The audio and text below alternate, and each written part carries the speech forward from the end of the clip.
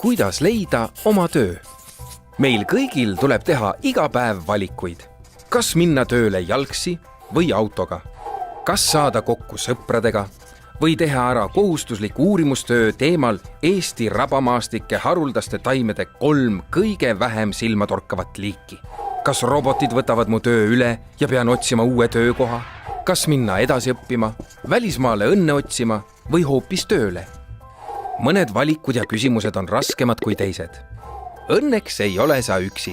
Töötukassa karjäärikeskus ootab kõiki, kes soovivad saada tuge ja nõu oma tööelu alustamisel, rikastamisel ja muutmisel.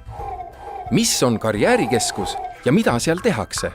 Karjäärikeskuses on tööl asjalikud inimesed, kes aitavad sul teada saada, millised on sinu tugevused, mida võiks juurde õppida ja mis toimub tööturul.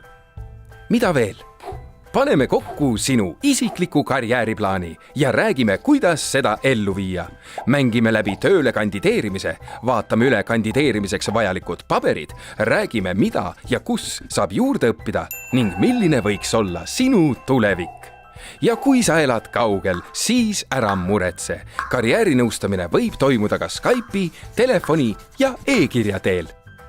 Karjäärinõustamine on kõigile, nii lapsevanematele, koolinoortele, töötavatele inimestele kui neile, kel hetkel töökohta pole. Teekond algab esimesest sammust. Tule karjäärinõustamisele.